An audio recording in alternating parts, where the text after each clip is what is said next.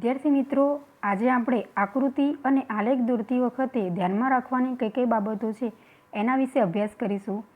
પરંતુ એ પહેલાં આપણે ગયા લેક્ચરમાં કે જે આકૃતિ એટલે શું, આલેખ એટલે શું, આકૃતિ અને આલેખ વચ્ચેનો જે સામાન્ય તફાવત છે, તેમજ આકૃતિ અને આલેખ એ શું મહત્વતા એટલે કે શું અગત્યતા દર્શાવે છે એ વિશે આપણે થોડું રિવિઝન કરી લઈએ. અહીં બોર્ડની એક્ઝામમાં અર્થતંત્રમાં આલેખમાંથી ટોટલ 8 માર્કનું પૂછાશે, જે મેં હાઇલાઇટ કરી છે. હવે આકૃતિ એટલે શું અને આલેખ એટલે શું? તો સૌપ્રથમ આકૃતિ એટલે કે અવલોકિત માહિતીનું ચિત્ર દ્વારા રજૂઆત. ફરીથી હું કહું છું, આકૃતિ એટલે કે અવલોકિત માહિતીનું ચિત્ર દ્વારા રજૂઆત.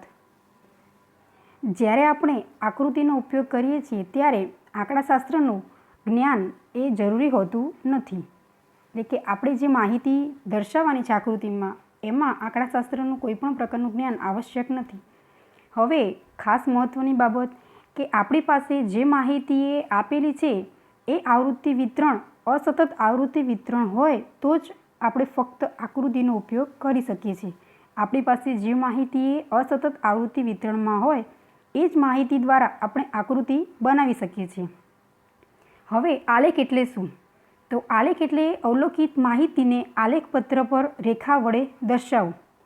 ફરીથી હું બોલું છું, આલેખ એટલે કે અવલોકિત માહિતીને આલેખપત્ર ઉપર રેખા વડે દર્શાવવું.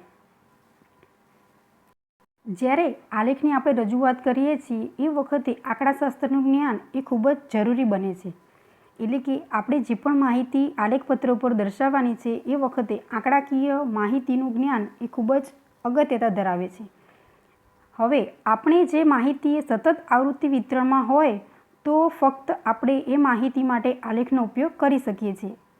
જે માહિતી આપણે સતત આવૃત્તિ વિતરણમાં હોય એ માહિતીને જ આપણે આલેખપત્ર ઉપર દર્શાવી શકીએ છીએ. સામાન્ય રીતે આકૃતિમાં જે માહિતી એ અસતત આવૃત્તિ વિતરણમાં હોય એ માહિતી દ્વારા આપણે આકૃતિ બનાવી શકીએ છીએ, અને જે માહિતી સતત આવૃત્તિ વિતરણમાં આપેલી છે તે માટે ફક્ત આપણે આલેખનો ઉપયોગ કરી શકીએ છીએ. હવે આપણે અર્થશાસ્ત્રમાં આકૃતિ અને આલેખ એ શું મહત્વતા અગત્યતા ધરાવે છે એ વિશે સમજીએ. ફર્સ્ટ પોઈન્ટ, આકૃતિમાં અને આલેખ દ્વારા જે અઘરો અને અટપટો લાગતો અભ્યાસ એ સરળ અને સ્પષ્ટ બને છે. એટલે કે જે માહિતી આપણને આપેલી છે અઘરી અને અટપટી, એને આપણે આલેખપત્ર ઉપર સરળતાથી રજૂઆત કરી શકીએ છીએ. સેકન્ડ પોઈન્ટ કે અર્થતંત્રમાં જે ફેરફારો થઈ રહ્યા છે એની રજૂઆત આપણે આલેખપત્ર ઉપર સરળતાથી અન્ય વ્યક્તિને સમજાવી શકીએ છીએ. આગળનો પોઈન્ટ ત્રીજો કે જુદા જુદા વર્ષોના વલણોની રજૂઆત આલેખપત્ર ઉપર આપણે એક જ સંગાતે કરી શકીએ છીએ. એટલે કે આપણે જે માહિતી દર્શાવવાની છે અલગ અલગ વર્ષોની એ રજૂઆત એ આલેખ ઉપર એક જ સંગાતે આપણે કરી શકીએ છીએ. દાખલા તરીકે જે વસ્તીમાં દર 10 વર્ષે કેટલો વધારો થયો છે એની રજૂઆત આલેખપત્ર ઉપર એક સંગાતે આપણે રજૂઆત કરી શકીએ છીએ. આગળનો પોઈન્ટ, આકૃતિ અને આલેખ દ્વારા વર્ગો, પ્રદેશો, ક્ષેત્ર અને સમયગાળો છે એની આપણે સરખામણી કરી શકીએ છીએ. અહીં આલેખપત્ર ઉપર જે વર્ગ, પ્રદેશ અને ક્ષેત્ર છે એની સરખામણી આપણે અન્ય સાથે સરળતાથી કરી શકીએ છીએ. આગળનો પોઈન્ટ, આકૃતિ અને આલેખ દ્વારા સમય અને શક્તિનો એ બચાવ થાય છે. એટલે કે આપણે જે માહિતી આલેખપત્ર પર દર્શાવીએ છીએ એના કારણે જે સામાન્ય વ્યક્તિ એ માહિતીને મેળવી રહ્યો છે એ માહિતી એ ખૂબ જ ઝડપી અને સરળ રીતે તેમજ સ્પષ્ટ રીતે આલેખ દ્વારા એ માહિતીને સમજી શકે છે. જે બાબત એ સામાન્ય વ્યક્તિને અઘરી લાગે છે એ આલેખપત્ર ઉપરથી સરળતાથી સમજી શકે છે. તેમજ અર્થશાસ્ત્રના જે અઘરા સિદ્ધાંતો છે તેની રજૂઆત આલેખપત્ર પર આપણે સરળતાથી અને સ્પષ્ટ રીતે કરી શકીએ છીએ. આકૃતિ અને આલેખ દોરતી વખતે ધ્યાનમાં રાખવાની બાબતો વિશે સમજીએ. સૌપ્રથમ, આકૃતિ કે આલેખની આપણે રજૂઆત કરીએ છીએ તો એ રજૂઆતમાં નાનામાં નાની બાબતો સમાવેશ કરવામાં આવે છે તો જેના દ્વારા આપણે જે માહિતીની આપણે આકૃતિ અને આલેખપત્ર પર રજૂઆત કરીએ છીએ તો એના દ્વારા એ વસ્તુએ ચોક્કસ અને સ્પષ્ટ રીતે રજૂઆત થાય તે માટે આપણે અમુક બાબતો છે એ ધ્યાનમાં રાખવી ખૂબ જ જરૂરી બને છે. અહીં આકૃતિ અને આલેખ દોરતી વખતે ધ્યાનમાં રાખવાની કુલ 6 બાબતો છે, જે મેં અહીં ચાર્ટ દ્વારા સમજૂતી આપી છે. કે સૌપ્રથમ સૌથી પહેલો પોઈન્ટ છે કે આકૃતિ અને આલેખના પ્રકારની પસંદગી તેમજ રજૂઆત. બીજો મુદ્દો છે સ્પષ્ટતા. ત્રીજો મુદ્દો છે ચોક્કસ સ્કેલ માપ. ચોથો પોઈન્ટ આકૃતિ કે આલેખની બંને ધરી પરની વિગતો સ્પષ્ટ દર્શાવવી. પાંચમો પોઈન્ટ આંકડાકીય માહિતીનો સ્ત્રોત. અને છઠ્ઠો પોઈન્ટ આંકડાકીય માહિતી ગણવાની રીત દર્શાવવી. આ મેં દરેક પોઈન્ટ ચાર્ટ દ્વારા સમજૂતી આપી છે અને હવે આપણે દરેક પોઈન્ટને વિસ્તૃતમાં સમજીશું. સૌપ્રથમ ચાર્ટમાં આની રજૂઆત કરવાની દરેકે પોઈન્ટની અને પછી સ્ટેપ બાય સ્ટેપ એની સમજૂતી વિસ્તૃતમાં આપીશ. સૌથી પહેલો મુદ્દો છે આકૃતિ અને આલેખના પ્રકારની પસંદગી અને રજૂઆત કરવી. અહીં કોઈપણ પ્રકારની માહિતીને આકૃતિ કે આલેખ દ્વારા અન્ય વ્યક્તિને સરળતાથી સમજાવી શકાય છે. જ્યારે આપેલી માહિતીને આકૃતિ કે આલેખ દ્વારા આકર્ષણ આપણે બનાવી શકીએ છીએ અને તેના માટે આલેખ એ ખૂબ જ મહત્વ ધરાવે છે. આપણી પાસે જે માહિતી આપેલી છે એને આપણે સાદી સ્તંભાકૃતિમાં, પાસપાસની સ્તંભાકૃતિમાં, વિભાજિત સ્તંભાકૃતિમાં અને વૃત્તાંત સ્તંભ આકૃતિમાં એ રજૂઆત આપણે સરળ રીતે કરી શકીએ છીએ.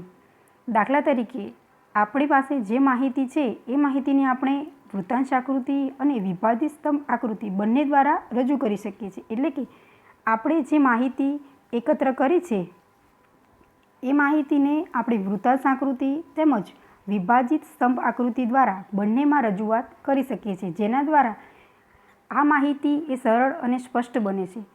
જે માહિતી એ વૃત્તાંશમાં આપણે રજૂ કરીશું એ વર્તુળ સ્વરૂપે હશે અને વિભાજિત સ્તંભ આકૃતિમાં આપણે જે માહિતી રજૂ કરીશું એ ઊભા સ્તંભ પ્રમાણે હશે કે જેને સરળતાથી સમજાવી શકાય છે. એટલે કે સૌથી અગત્યતા એ ધરાવે છે કે આલેખમાં અને આકૃતિમાં આપણે જે માહિતી રજૂ કરવાની છે એ બંનેમાંથી આપણે સૌથી વધારે માહિતી એ શેમાં આકર્ષિત લાગશે કે જેના કારણે આપણી રજૂઆત કરેલી એ યોગ્ય દેખાશે. હવે આપણે સેકન્ડ પોઈન્ટ સમજીશું સ્પષ્ટતા. સ્પષ્ટતા એટલે કે આકૃતિ કે આલેખ દ્વારા રજૂ કરેલ માહિતી એ સંપૂર્ણપણે ચોકસાઈ દર્શાવે છે. અહીં ચિત્રમાં રજૂ કરેલ માહિતી એ સ્વચ્છ અને સ્પષ્ટ હોવી જોઈએ. આપણે જે માહિતી એ આલેખપત્ર ઉપર રજૂ કરવાની છે એ માહિતી એ સ્વચ્છ અને સ્પષ્ટ રીતે અન્ય વ્યક્તિએ સમજી શકે એવી હોવી જોઈએ. આપેલ માહિતીને વિવિધ વિભાજનો દ્વારા રંગ કે શેડ આપણે બનાવી શકીએ છીએ. દાખલા તરીકે જે માહિતી આપણે આલેખપત્ર ઉપર દર્શાવવાની છે એ માહિતીને રજૂઆત અલગ અલગ રંગ કરીએ તો એ વ્યક્તિ સરળતાથી સમજી શકે છે. દાખલા તરીકે 2019માં કૃષિમાંથી, ઉદ્યોગમાંથી અને સેવામાંથી કેટલી આવક મેળવી છે એ હું આલેખપત્ર પર રજૂ કરું છું. તો કૃષિમાંથી કેટલી આવક થઈ છે, ઉદ્યોગમાંથી કેટલી આવક થઈ છે અને સેવામાંથી કેટલી આવક મેળવી છે એ માહિતીને અલગ અલગ રંગ દ્વારા દર્શાવું છું તો જે વ્યક્તિ એ આલેખ જોવે છે એ સરળતાથી સમજી શકે છે. આમ જે માહિતી આપણે આલેખપત્ર પર રજૂ કરીએ છીએ એ ચોક્કસપણે સ્પષ્ટ રીતે દર્શાવવી ખૂબ જ જરૂરી બને છે. આગળનો ત્રીજો પોઈન્ટ છે ચોક્કસ સ્કેલમાં. અહીં આકૃતિ કે આલેખ દોરવા માટે ચોક્કસ સ્કેલમાં પસંદ કરવું એ જરૂરી બને છે.